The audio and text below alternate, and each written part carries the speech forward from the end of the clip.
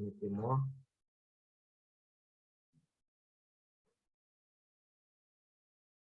Permettez-moi de porter mes lunettes.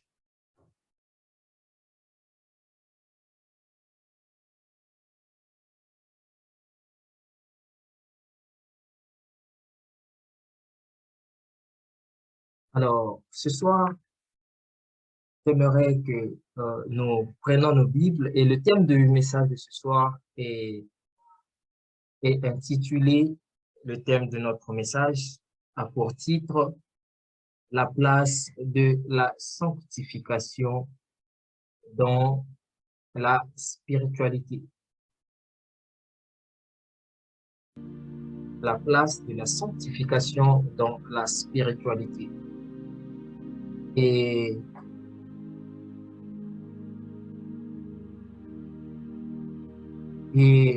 nous allons prendre nos Bibles. Nous allons donc lire Romains chapitre 12, du premier verset jusqu'au verset 2. Romains chapitre 12 jusqu'au verset 2. Nous allons aussi lire Hébreux chapitre 12 et le verset 14. Alors, nous commençons par Romains chapitre 12, du premier verset jusqu'au verset 2. La Bible dit, je vous exhorte donc, frères, par les compassions de Dieu, à vous offrir comme un sacrifice vivant, saint, agréable à Dieu, ce qui sera de votre part un culte raisonnable. Ne vous conformez pas au siècle présent, mais soyez transformés par le renouvellement de l'intelligence, afin que vous discerniez quelle est la volonté de Dieu, ce qui est bon, agréable et parfait. Lisons Hébreux chapitre 12, verset 14. La Bible dit, recherchez la paix avec tous et la sanctification, sans laquelle personne ne verra le Seigneur. Gloire à Jésus-Christ. Honneur, élévation, force, louange et sagesse à notre Dieu. Alors, comme je l'ai dit tantôt, que le thème de mon message est la place de la sanctification dans la spiritualité. La place de la sanctification dans la spiritualité. Alors, avant tout d'abord, j'aimerais parler à une personne comme introduction de mon message. Et la vie de Dieu et en Dieu nécessite plusieurs choses à pratiquer. Donc, nous recevons Jésus comme Seigneur et Sauveur.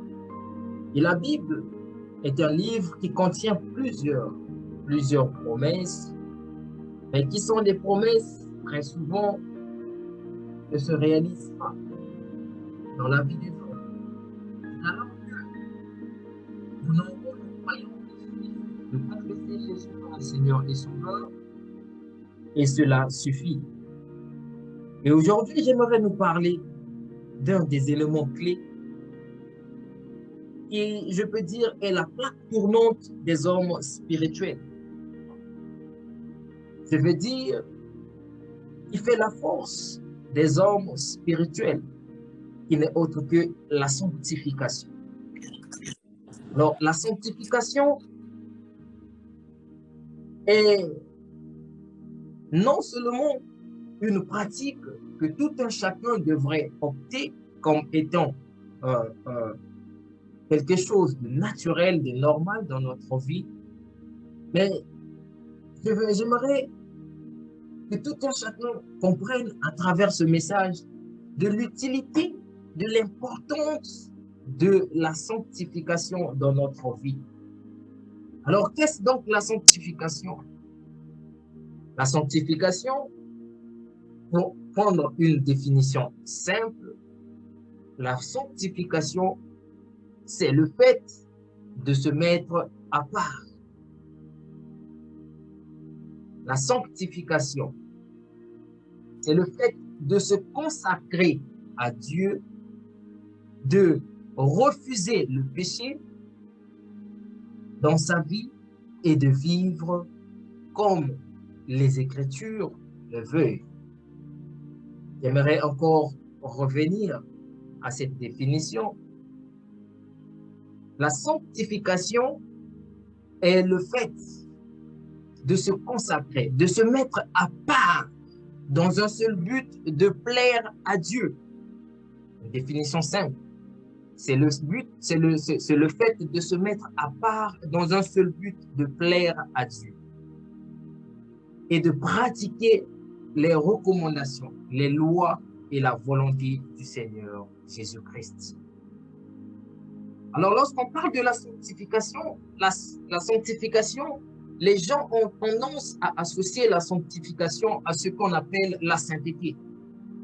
Puisque une personne qui se sanctifie, c'est une personne qui est supposée devenir sainte devant Dieu parce que la sanctification nous éloigne du péché. La pratique de la sanctification nous éloigne des actes malsains. Donc, le peuple de Dieu de nos jours, lorsqu'on parle de la sanctification, très souvent, nous ne nous arrêtons qu'à la dimension de la sainteté. Alors que la sanctification va au-delà même de la sainteté. La sanctification va au-delà du fait de ne juste pas commettre le péché. Et pratiquer la sanctification a des avantages dans l'homme spirituel. C'est alors que j'aimerais dire à quelqu'un que le fait que les hommes de Dieu encouragent le peuple de Dieu de ne pas vivre dans le péché, dans la fornication et autres, n'est juste pas un plaisir ou une volonté de priver chacun de ses désirs charnels.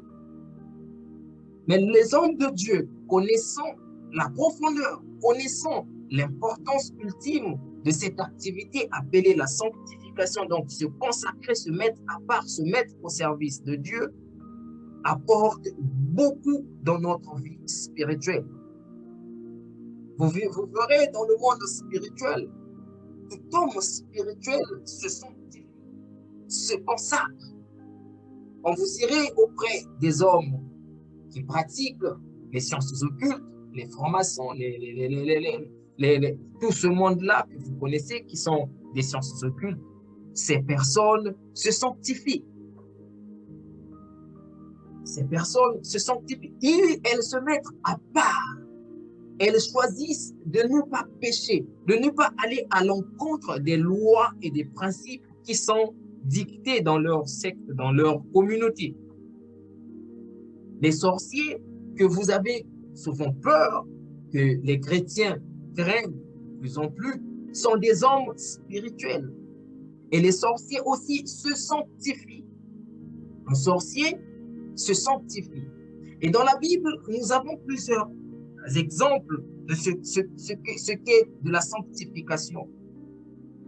Comme je l'ai dit, la sanctification, c'est le fait de se mettre à part pour plaire à Dieu. La sanctification n'est juste pas se mettre à part, n'est juste pas le fait de commettre un péché. La sanctification, c'est aussi obéir à ce que Dieu veut que tu fasses. C'est alors que plusieurs exemples dans la Bible, comme l'exemple de Samson. La Bible dit que Samson était un homme à part entière, un homme fort, un homme qui a marqué les générations, un homme qui a marqué des vies, un homme qui a marqué le monde par sa force et c'est le pouvoir surnaturel qu'il y avait dans sa vie. Et bien aimé, le secret de Samson n'était pas le fait qu'il était un enfant de Dieu, mais le secret de Samson était la sanctification de Samson. Et pour Samson, Dieu lui avait donné des ordres, des orientations. Et donc, sa sanctification passait par le respect de ce que Dieu lui avait dit. Et Dieu avait demandé à Samson que l'on ne lui coupe pas les cheveux. Et aussi longtemps que Samson gardait ces recommandations, Samson était sanctifié, il était mis à part, il était consacré à l'Éternel. C'est là que je vais ouvrir une parenthèse d'abord pour dire à tout enfant de Dieu, au peuple de Dieu, très souvent, nous avons l'habitude de confondre notre vie spirituelle ou de vivre notre vie spirituelle conformément à tout le monde. J'aimerais t'apprendre une chose. Avec le Seigneur Jésus-Christ, la vie chrétienne commune n'existe pas. Car il peut y arriver quelquefois que le Seigneur te demande des choses qui sont normales aux autres, mais quant à toi, ces choses ne sont pas normales. Samson, Dieu lui avait dit de ne pas couper ses cheveux. Et pourtant, c'est normal que tout homme se coiffe. Mais quant à Samson, s'il coupait ses cheveux, Samson rompait une loi de sanctification que l'Éternel avait instaurée dans sa vie. C'est là que j'aimerais t'encourager de ne pas vivre comme tout le monde, de ne pas marcher comme tout le monde. Quelquefois, tu vas te poser la question, pourquoi le Seigneur est si dur avec moi? Pourquoi le Seigneur est si catégorique avec moi? Je veux dire à quelqu'un que lorsque le Seigneur veut opérer des choses extraordinaires avec un homme, lorsque le Seigneur Jésus veut aller au-delà de la vie commune, ou de ce qu'il fait avec tout le monde, le Seigneur impose une vie et des choses spéciales à une personne spéciale. Alors, si toi, le Seigneur t'avait interdit de boire peut-être du Coca-Cola, sache que c'est parce que tu es spécial devant les yeux de Dieu, parce que tu es spécial devant Dieu. Et le Seigneur aimerait faire des choses spéciales avec toi. C'est pourquoi le Seigneur te traite d'une autre façon que les autres. Bien-aimé, la sanctification dans ce qu'on appelle la spiritualité ou encore dans des choses spirituelles est la clé qui ouvre plusieurs portes spirituelles. Si vous ne vivez pas, vous n'avez pas une sanctification, une vie de sanctification, bien-aimé, vous ne pouvez pas exceller dans votre vie spirituelle. Si vous ne pratiquez pas la sanctification, que ce soit la sanctification de votre vie, d'abord, sachez que vous ne pouvez pas exceller en matière de spiritualité.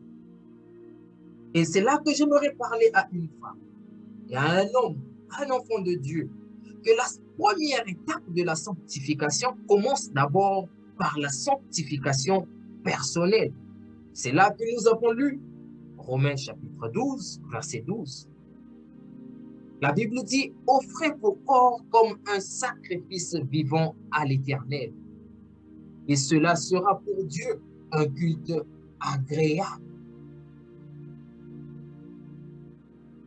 Cela sera pour Dieu un culte agréable. Romains 12, verset 12. Verset 14, Romains 12, 14. Alors, bien-aimé, lorsque tu mets ton corps à part, loin du péché, loin de ce qui est contraire à la volonté de Dieu, tu commences d'abord par permettre à ton corps d'atteindre d'autres dimensions spirituelles. Et beaucoup de personnes se sanctifient. Beaucoup de personnes ne commettent pas le péché, ne couchent pas avec des hommes d'autrui, ne volent pas, ne font pas tout ce qui est contraire à la parole de Dieu. Mais plusieurs personnes qui se sont sanctifiées pêchent indirectement. Plusieurs personnes qui se sont sanctifiées, je veux dire, qui ne commettent pas le péché physique, mais pêchent d'une autre façon. C'est alors que j'aimerais te révéler les 5 canaux ou encore les 5 points sensibles de la sanctification qui rend une personne sainte, pure devant l'Éternel. La première des choses, ce sont les 5 sens de l'esprit.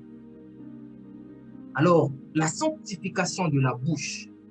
Bien-aimé, tu peux ou ne pas voler, tu peux ou ne pas coucher avec un homme. Mais si ta bouche fait sortir des insanités, ta bouche fait tout le temps, dit tout le temps du mensonge, ta bouche est tout le temps dans la vie des autres, sache que la sanctification ou encore le fait que tu penses avoir mis ta vie à l'écart de tout ce qui est péché, tu es encore exposé, demeure exposé au péché. Alors, tu dois veiller à la sanctification de ta bouche. Qu'est-ce qui sort de ta bouche? La bouche est un couteau à double tranchant. La bouche peut bénir, la bouche peut tuer, la bouche peut maudire. Alors, les hommes spirituels sont des hommes qui veillent à tout ce qui sort de leur bouche. Et même c'est par la bouche que nous chassons des démons. C'est par notre bouche que le Seigneur Jésus-Christ passe par nous pour donner des prophéties. Alors, si tu veux vivre une dimension supérieure à la sanctification, une dimension supérieure spirituelle, tu as intérêt de veiller à ta bouche. Le deuxième point, tu as besoin de veiller. Le deuxième canal par lequel tu peux détruire ta sanctification, où les chrétiens détruisent souvent leur sanctification et se plaignent de ce que Dieu n'agit pas dans leur vie, c'est ce que tu regardes. Ce que tu regardes détruit considérablement ton homme spirituel, détruit considérablement ta vie spirituelle. Ce que tu regardes peut te souiller. Bien aimé, le péché n'est pas juste le fait d'aller coucher avec un homme, le péché n'est juste pas le fait de voler ou de tuer. Le péché, d'abord, c'est ce qui touche ton esprit, c'est ce qui souille ton esprit. Alors, ce que tu regardes avec tes yeux touche directement ton esprit et souille ton esprit. À toi qui as l'habitude de regarder peut-être des films pornographiques, à toi qui as l'habitude de regarder la musique mondaine, tu te dis que ce n'est rien d'autre. Peut-être que tu as l'habitude de regarder, les corps des femmes d'une manière involontaire ou d'une manière volontaire jusqu'au point où tu convoites des femmes. Aujourd'hui, les téléphones sont venus et à travers les téléphones, plusieurs personnes perdent leur sanctification. Plusieurs personnes détruisent leur relation avec Dieu. Plusieurs personnes ne vivent pas avec Dieu comme il fallait, juste par ce que nous regardons sur les réseaux sociaux. Les vidéos de nudité. Une personne qui vient, on prend des vidéos de sextape, on balance sur les réseaux sociaux. Regardez comment les chrétiens courent pour aller regarder ces vidéos. Bien aimé, ces derniers temps ou les mois passés, il y a eu plusieurs vidéos malsaines sur les réseaux sociaux. Si vous me demandez comment sont les corps de ces personnes, je ne pourrais pas vous dire. Je n'ai pas eu le temps de les regarder. Car en regardant, je vais souiller mon corps. Alors, mes yeux sont capables de souiller mon esprit. Mes yeux sont capables de souiller mon esprit. Le troisième point, canal par lequel je peux souiller mon esprit, c'est à travers mes mains. Ce que je touche. Je peux toucher des choses, je suis quelqu'un qui va voler et qui vient me donner cette chose. Je peux toucher les corps des femmes qui ne sont pas mes femmes. Tu peux toucher je ne sais quoi. À travers tes mains, tu peux souiller ton corps. Donc, quelqu'un qui n'a pas tué, quelqu'un qui ne marche pas avec des personnes qui ne vont pas faire des choses impures, peut à travers ses mains pécher, bien aimé. C'est pourquoi la Bible va nous dire dans Jacques 4, verset 8, approchez-vous de Dieu et il s'approchera de vous. Nettoyez vos mains, bien-aimés, aux pécheurs, purifiez vos corps. Comme il résout. L'apôtre Jacques est en train de nous approuver ici. Les mains sont des canaux par lesquels Dieu peut s'approcher de nous et nous aussi nous pouvons nous approcher de Dieu. Nos mains peuvent nous pousser de ne pas vivre avec Dieu. Donc, un homme spirituel, veille à ce que ces mains touchent. Le troisième point, ce sont les oreilles. Qu'est-ce que tu entends? Qu'est-ce que tu laisses passer entrer dans tes oreilles? À travers tes oreilles, tu peux dire ce que Dieu a fait dans ta vie. À travers tes oreilles, ta vie spirituelle est basculée. Oh, bien-aimé, toi qui as l'habitude, peut-être dans ta vie, tu ne veilles pas. Tu n'es pas encore arrivé à comprendre que tout ce qui rentre dans tes oreilles peuvent te détruire, peuvent détruire ta vie de sanctification. Sache que l'Éternel Dieu veut que tu te sanctifies. Et ça, ce sont les canaux, bien-aimés, la première dimension de la sanctification.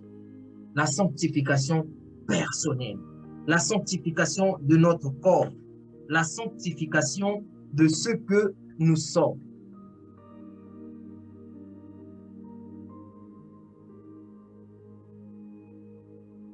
Alors, après avoir traversé la première dimension de la sanctification, il y a une dimension très importante dans laquelle des mystères se cachent en matière de sanctification.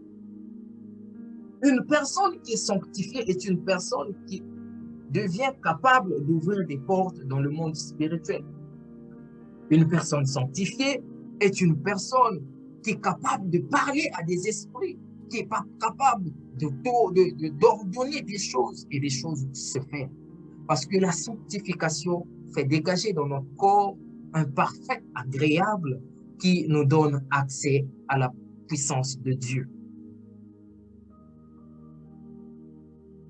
Alors, bien-aimés, en matière de spiritualité, comme je l'ai dit dans notre thème, qui n'est autre que la place de la sanctification dans la spiritualité, c'est la première dimension. Après avoir traversé la première dimension de la sanctification, c'est que vous pouvez utiliser la sanctification, votre sanctification, en des choses externes. Et le mystère et le bienfait de la sanctification, c'est que vous pouvez vous protéger à travers votre sanctification. Bien-aimé, il y a quelque chose, il y a un mystère caché derrière la sanctification, comme je l'ai dit, c'est que vous pouvez vous protéger et protéger même ce que vous avez. Aujourd'hui, il y a les hommes spirituels, je vais dire, les hommes spirituels savent ce qu'ils font de la sanctification, de la consécration. En matière de spiritualité, seuls les chrétiens sont restés à un bas niveau. En matière de sanctification, seuls les chrétiens sont passés à un bas niveau. Bien-aimé, tout ce que tu as, tu devrais les sanctifier. La maison dans laquelle tu habites, tu devrais sanctifier cette maison. Tu devrais mettre à part, tu devrais consacrer cette maison à l'Éternel. Est-ce que cela t'est déjà arrivé de sanctifier ta maison, de sanctifier ta chambre? Donc, les maisons dans lesquelles nous habitons, il nous arrive que nous ayons des visitations des esprits démoniaques, les visitations des sorciers, la visitation des esprits impurs et des personnes de mauvaise foi. Alors, la maison dans laquelle toi tu habites, tu devrais la sanctifier, de sorte que quand un sorcier va venir entrer dans ta maison, quand une personne de mauvaise foi va venir entrer dans ta maison, tu dois rien contre toi, parce que ta maison a été consacrée à l'Éternel. Est-ce que tu connais toutes les personnes qui te visitent? Est-ce que tu connais le cœur de tous ceux qui viennent chez toi? Tu ne les connais pas. Les rêves que tu fais dans ta maison, si ta maison était sanctifiée, il y aura certaines choses que tu ne vivrais pas dans ton sommeil. Car une maison sanctifiée laisse la place aux anges de régner dans cette maison. La Bible dit que le roi Salomon, après avoir construit le tabernacle, après avoir construit le temple de l'Éternel, il consacra le temple de l'Éternel et la gloire de Dieu descendit dans le temple. Bien-aimé, le roi Salomon avait sanctifié le temple de Dieu. Le roi Salomon avait sanctifié, il avait consacré le temple, ce temple à Dieu. Vous voyez parfois des maladies qui nous terrassent dans nos maisons sont juste dues au simple fait qu'une personne de mauvaise foi est venue dans ta maison sans que tu le saches, dépose quelque chose dans la maison et c'est fini. La maladie t'atteint et t'atteint aussi tes enfants. Est-ce que ta parcelle, tu l'as sanctifiée? L'as-tu consacrée à Dieu, bien-aimé? Tu peux prier comme tu veux. Tu peux être un homme de feu. Tu peux être une femme de feu. Mais si tu ne sais pas sanctifier les choses, si tu ne sais pas consacrer les choses à l'Éternel, bien-aimé, tu vivras des choses que tu n'arriveras pas à expliquer. Tu accuseras certaines personnes sans pour autant que tu saches que c'était très simple pour toi, juste de sanctifier ta maison, de sanctifier ta chambre. Il y a une maman un jour avec qui vient me consulter, il me dit, homme de Dieu, je vis telle chose dans ma maison, je vois telle chose, je vis ceci, des maladies. Et... Alors, pendant qu'elle me parlait, l'Esprit de Dieu me dit, est-ce que la parcelle dans laquelle elle est allée construire sa maison est une parcelle qui a été consacrée à moi ou à un autre Dieu? Alors que je vais demander à la maman, et là où tu te trouves, as-tu appelé un homme de Dieu, prier pour ta parcelle, sanctifier ta parcelle? Tu dis, ah non, j'avais oublié de le faire. Elle dit, dans ta parcelle, il y a des choses qui sont là que tu ne vois pas. On va prier. J'ai prié pour elle, j'ai prié pour sa parcelle. Quand elle va m'appeler homme de Dieu, j'ai vécu quelque chose d'extraordinaire. J'ai vu un animal sortir de ma maison, de ma parcelle. Alors je ne savais pas, je n'ai pas ce genre d'animaux, ce genre d'animal, je n'ai aucun animal sur moi. Mais ce que j'ai vu sortir de ma parcelle dépasse même mon entendement. Je dis gloire à Dieu de ce qu'il t'a montré lui-même de tes propres yeux, que dans ta parcelle, il y avait des esprits impurs. Je parle des mystères de la sanctification. Vous devez apprendre à sanctifier les choses. Vous devrez apprendre à sanctifier votre maison. Vous devrez apprendre à pratiquer la sanctification, à dédier la sanctification, à dédier tout ce que vous avez. Tu as acheté une voiture. Directement, tu rentres dans ta voiture et tu commences à la conduire. Mais tu vas te plaindre un jour de ce que quelque chose peut-être va t'arriver dans cette voiture. Tu avais oublié de consacrer cette voiture à l'Éternel. Tu avais oublié de prier pour cette voiture. Tu parles des mystères de la sanctification que nous pouvons appliquer dans tout ce que nous avons dans notre vie. Vous savez, les hommes spirituels, les hommes qui sont de notre côté, les écoutistes, quand tout ce qu'ils ont, même leur téléphone, sont sanctifiés. Même leur téléphone, tout ce qu'ils touchent dans leur maison sont sanctifiés. Et dès lors que vous verrez dans certaines voitures, quand tu rentres dans une voiture, vous verrez qu'il y a des gens qui ont des chapelets dans leur voiture. C'est le symbole de la sanctification. Ils ont dédié cette voiture peut-être à un Dieu. Ils ont dédié cette voiture peut-être à un esprit qui les protège partout où ils vont. Pour les chrétiens, rares sont les chrétiens que j'ai déjà vus qui ont acheté des voitures et qui sont allés voir des hommes de Dieu pour dire, homme de Dieu, prie pour ma voiture. C'est plein de ce qu'un jour un accident va t'arriver. Quand tu consacres, quand on sanctifie ta voiture est sanctifiée et que tu roules, peut-être le diable, les ennemis, vous avez placé un piège sur ce chemin. Il faudrait qu'une personne qui s'attend. personne, un accident arrive, bien aimé, toi, tu passeras à cet endroit sans que quelque chose ne t'arrive.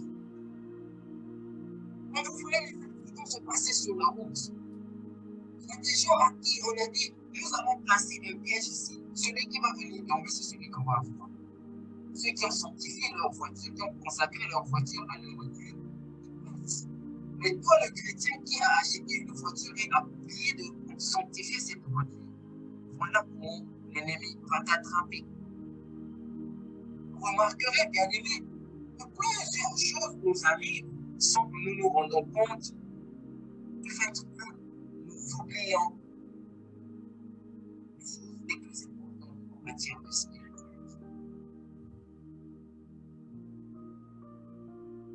Les enfants, tu devrais les sanctifier. C'est pourquoi la Bible te recommande de prier pour les enfants. Quand on prie pour les enfants, c'est le symbole de sanctifier, de dire à Dieu, Seigneur, voici mes enfants. Et l'ennemi ne passera pas par là. L'ennemi ne passera pas par là pour détruire.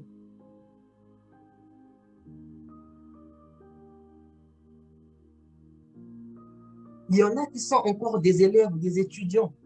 Tes stylos doivent être sanctifiés. Il y a des mystères qui se passent dans les écoles. Il y a des mystères qui se passent dans les écoles. Vous ne savez pas ce qui arrive à certaines personnes qui volent l'intelligence des autres. Au travail, est-ce que le bureau dans lequel tu travailles, tu l'as sanctifié avant de travailler dans ce bureau? Il y a des esprits méchants partout. Il y a des hommes méchants partout, par-ci, par-là. Tu trouves un nouveau boulot, tu trouves un bureau, tu es content de travailler dans ce bureau, mais tu oublies de consacrer ce bureau. Tu oublies de dédier ce bureau à Dieu.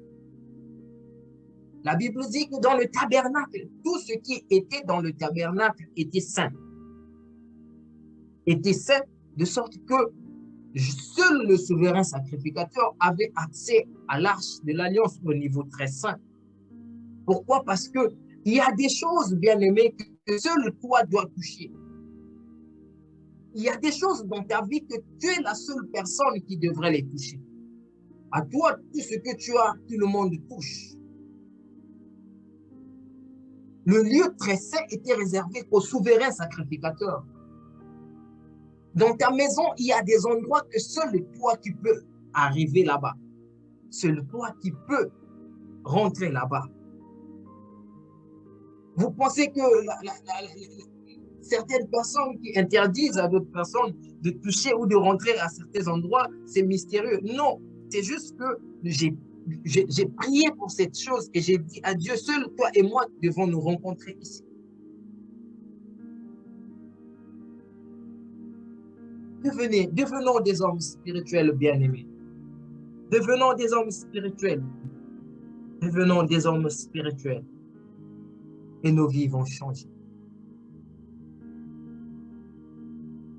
À quoi ressemble ta vie? Tu sais, il y a certains malheurs qui nous arrivent. Si au préalable, nous avons pris le temps de sanctifier des choses, de rendre saint, de consacrer certaines choses, il y a des malheurs qui ne nous arriveront pas. Ils ne nous arriveront pas. Tu prends ton salaire. Dès que tu prends ton salaire, tu commences à le dilapider. As-tu pris le temps de sanctifier ce salaire? Là, je suis en train de parler aux hommes, aux enfants de Dieu, dévoiler aux enfants de Dieu les plus grands secrets de la vie spirituelle, de la spiritualité. Ne t'arrête juste pas à sanctifier ton corps. Utilise les mystères de la sanctification en protégeant ta vie.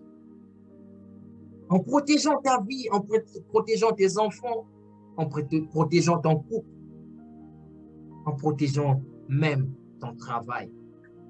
Les hommes spirituels que nous voyons dehors, les païens, ils vont chez les marabouts.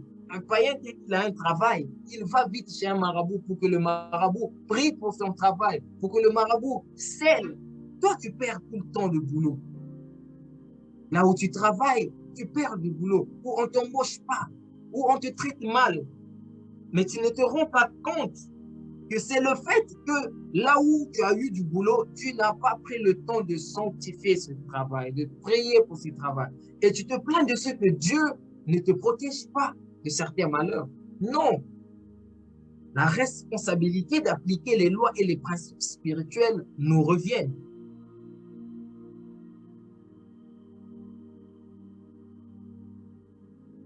Y a-t-il quelqu'un qui veut aller dans une grande dimension spirituelle aujourd'hui?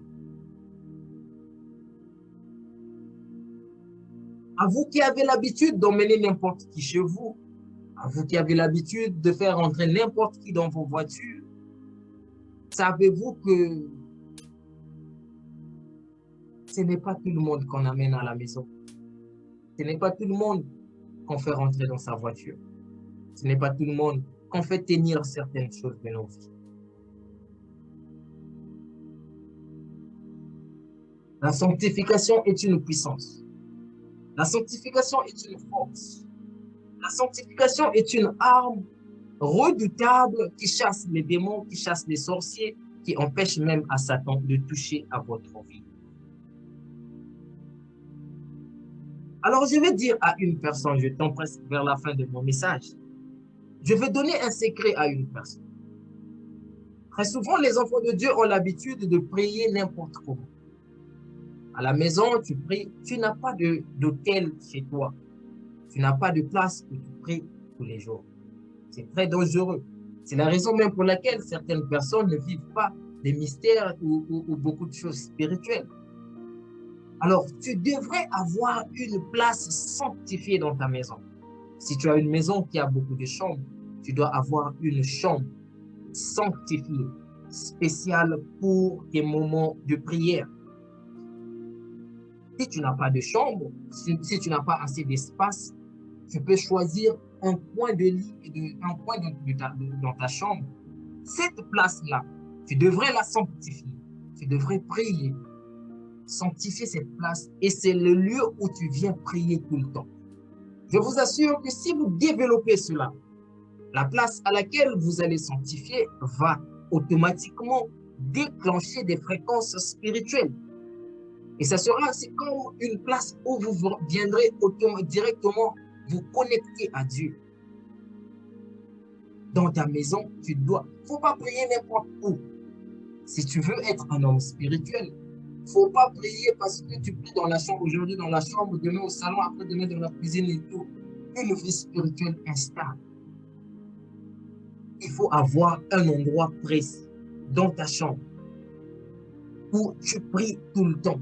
Et cet endroit est sanctifié. Vous expérimenterez d'autres dimensions avec Dieu. Alors, j'aimerais donner deux principes à quelqu'un en matière de sanctification. Alors, si tu veux consacrer tes objets, tu veux consacrer ta maison, tu veux consacrer, je ne sais pas, à l'exception de ta vie, tu veux faire tout ce que tu as. Le premier principe à retenir, seule une personne sanctifiée peut sanctifier un objet. C'est pourquoi j'ai dit que la première dimension de la sanctification, c'est la sanctification de soi-même. Une personne qui vit la sanctification peut sanctifier un objet souillé ou encore sanctifier un objet.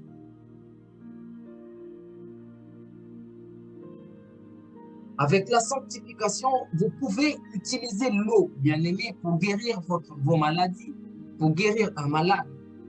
Vous pouvez prendre l'huile, prier pour lui, consacrer l'huile et oindre sur un malade et le malade sera guéri. L'apôtre Jacques, d'ailleurs, nous le dira que si quelqu'un parmi vous est malade, qu'il appelle les anciens et que les anciens prient pour lui et que le oigne d'huile. Seule une personne sanctifiée peut sanctifier un objet.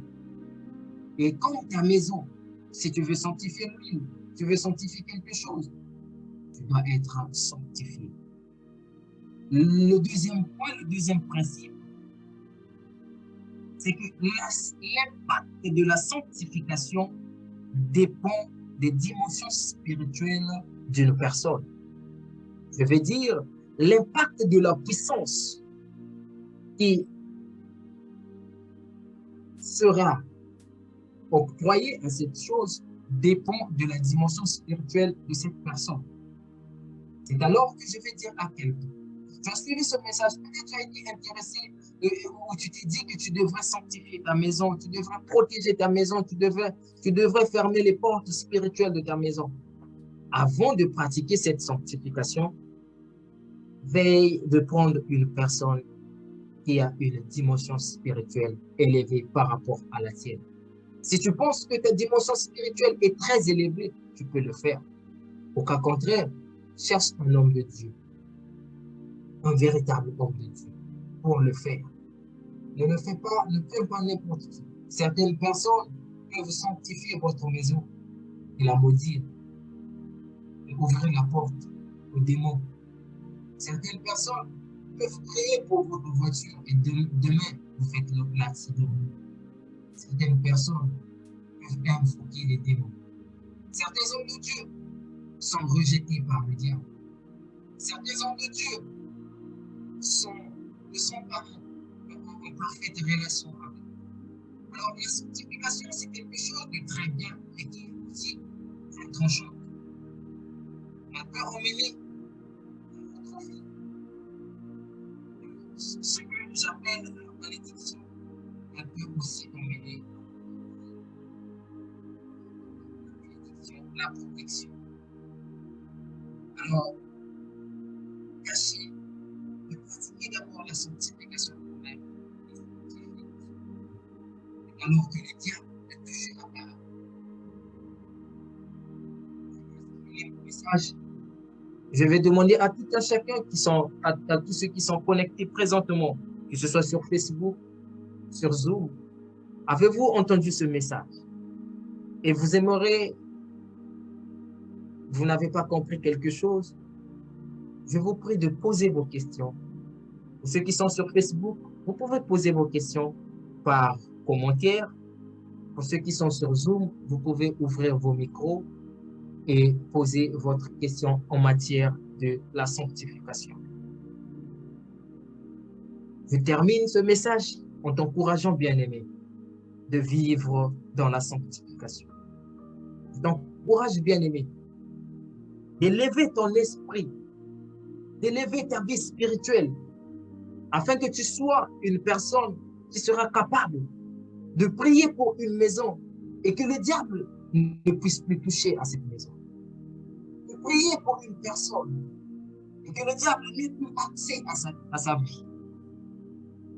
Je t'encourage, bien-aimé, de vivre sainement, de monter ta vie spirituelle à la dimension qu'il faut. En commençant d'abord par pratiquer la sanctification personnelle.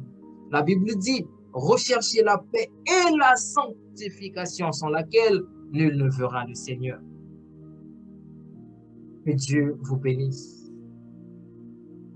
Alors, j'ai terminé mon message. Je vous donne la possibilité de poser vos questions,